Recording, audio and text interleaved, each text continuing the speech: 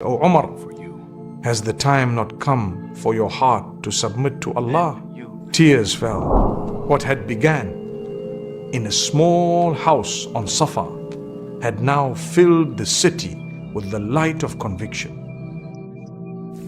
Bismillah ar-Rahman ar-Rahim. My beloved brothers and sisters, Islam in its early days was delicate, tender, and quietly growing. A light passed from heart to heart in whispers. But Mecca was heavy with anger. The chiefs feared change. Families were torn apart. The believers were beaten, humiliated, and tested. Yet even in pain, the light did not fade.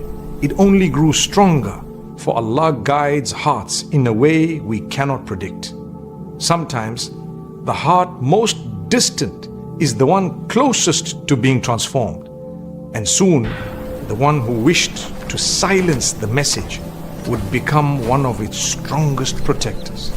So come with me to the moment when truth reached a heart that the world believed could never soften.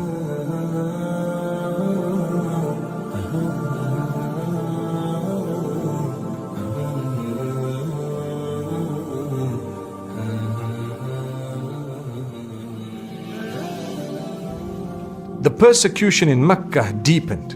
Quraysh's cruelty knew no bounds. Men and women were lashed in the sun, tied with chains, and mocked for uttering the word Allah. Yet their voices never wavered. Faith had become their shield, and patience their weapon. The Prophet, peace be upon him, walked among them, his heart heavy with mercy, whispering prayers for their strength. When the torment grew unbearable, the Prophet, peace be upon him, permitted a second migration to Abyssinia, larger than the first. Nearly 100 men and women gathered under the darkness of night, carrying little more than faith. Among them were Ja'far ibn Abi Talib and his wife Asma binti Umais. May Allah be pleased with all of them. They crossed the Red Sea again, their tears mixing with the salt of the waves, whispering the words of their Lord, وَالَّذِينَ هَاجَرُوا فِي اللَّهِ مِن بَعْدِ مَا ظُلِمُوا لَنُبَوِّئَنَّهُمْ فِي الدُّنْيَا حَسَنَةً وَلَأَجْرُ الْآخِرَةِ أَكْبَرُ لَوْ كَانُوا يَعْلَمُونَ. Those who emigrated for Allah after being wronged, we will surely settle them in a good place in this world, and their reward for the hereafter is greater, if only they knew.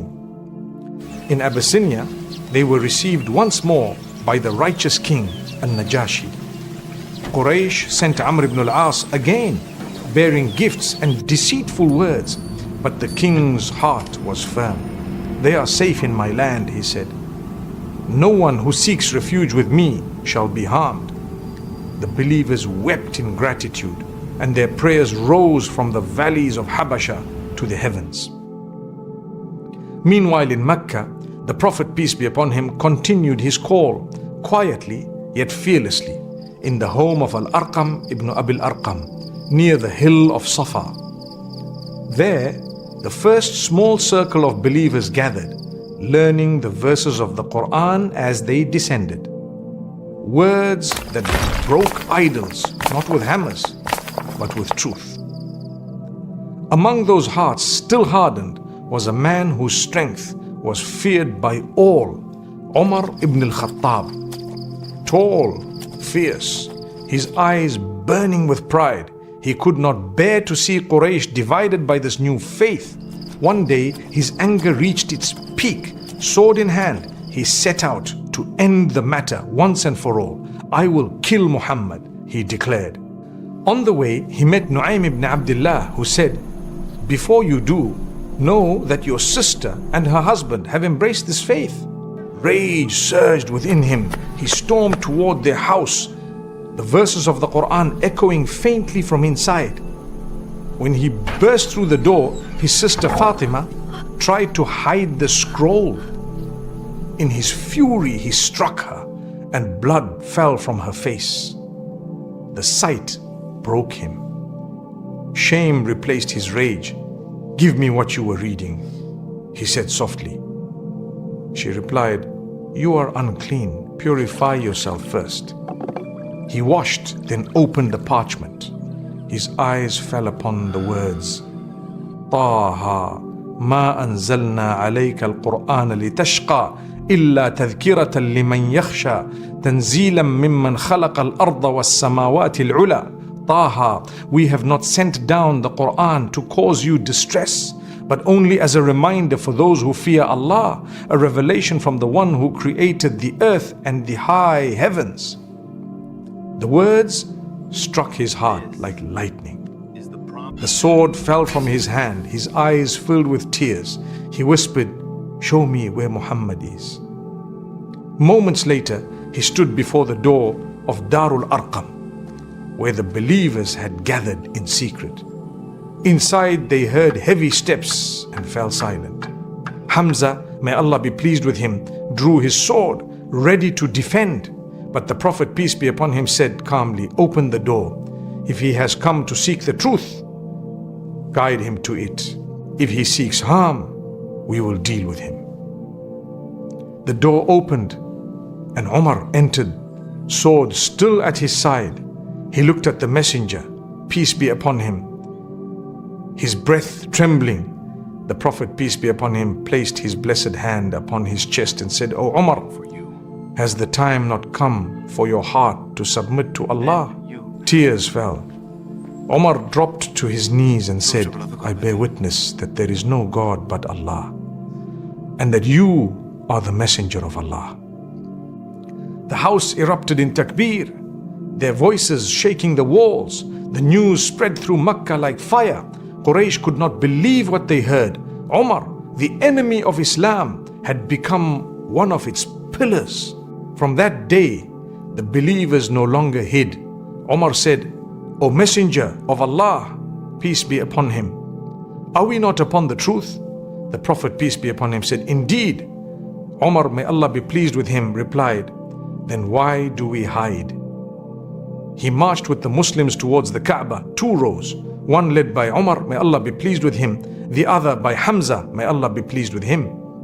Their voices rose, reciting the words of Allah as Quraysh watched in silence. For the first time, the truth walked openly through Makkah. The Qur'an would later speak of such hearts transformed. وَأَلَّفَ بَيْنَ قُلُوبِهِمْ لَوْ أَنفَقْتَ مَا فِي الْأَرْضِ جَمِيعًا مَا أَلَّفْتَ بَيْنَ قُلُوبِهِمْ وَلَكِنَّ اللَّهَ أَلَّفَ بَيْنَهُمْ إِنَّهُ عَزِيزٌ حَكِيمٌ. And He united the hearts.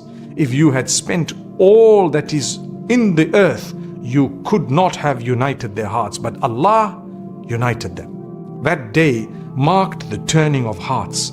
The enemies of Islam began to falter, their arrogance shaken by the sight of believers praying openly beside the Kaaba. Faith, once whispered in secret, now echoed across Makkah.